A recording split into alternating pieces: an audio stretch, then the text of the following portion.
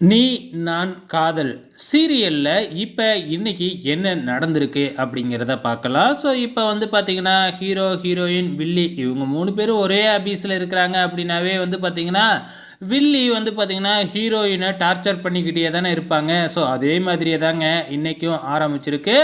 So நம்ம heroine வந்து பார்த்தீங்கன்னா, அவங்க கேபின்ல உட்காந்துருக்கிறாங்க. ஸோ அங்க வர்ற வில்லி, அனன்யா என்ன செய்றாங்க அப்படின்னு பார்த்தீங்கன்னா, லாவண்யா என்ன செய்றாங்க அப்படின்னு பார்த்தீங்கன்னா, அங்க மாடல்ஸ்லாம் இருக்காங்க. அவங்களுக்கு தேவையானதெல்லாம் போய் செஞ்சு குடு அப்படிங்கிற மாதிரி சொல்றாங்க. அங்க ஏற்கனவே அந்த ஆபீஸோட 2 ஸ்டாஃப், அதாவது நம்ம ஹீரோயின புடிக்காத 2 ஸ்டாஃப் இருப்பாங்க இல்லையா? ஸோ அவங்க வந்து பார்த்தீங்கன்னா, அந்த மாடல வச்சு வந்து பார்த்தீங்கன்னா, ட்ரெஸ், காஸ்டியூம், செருப்பு இதெல்லாமே போட்டு பார்த்து நடக்க வச்சு ட்ரெயின் பண்ணிக்கிட்டு இருக்கிறாங்க. அங்க போற ஹீரோயின் வந்து பார்த்தீங்கன்னா, உங்களுக்கு இது போட்டா நல்லாயிருக்கும், உங்களுக்கு இது போட்டா நல்லாயிருக்கும் அப்படின்னு சொல்றாங்க.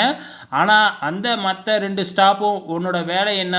போய் உங்களுக்கு ஜூஸ் எடுத்துக்கிட்டு வா, அந்த வேலையை மட்டும் பாரு, மற்றதெல்லாம் நாங்கள் பார்த்துக்குறோம் அப்படின்னு சொல்லிட்டு வேணும்னே நம்ம ஹீரோயினை அவமானப்படுத்துகிறாங்க.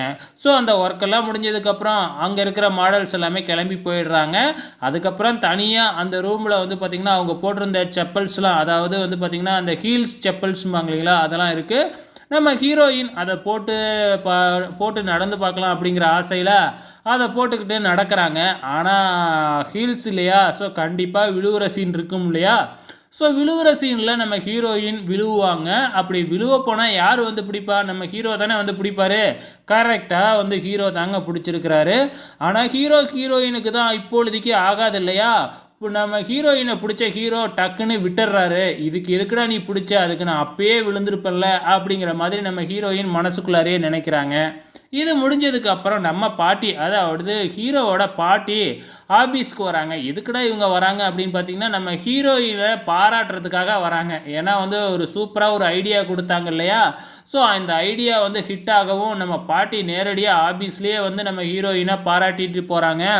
இது இந்த வில்லி லாவண்யாவுக்கு பிடிக்கவே இல்லை. ஸோ இது தாங்க இன்னி எபிசோடில் நடந்திருக்கு. ஸோ வெயிட் பண்ணி பார்க்கலாம் நாளைக்கு என்ன நடக்க போகுதுன்னு.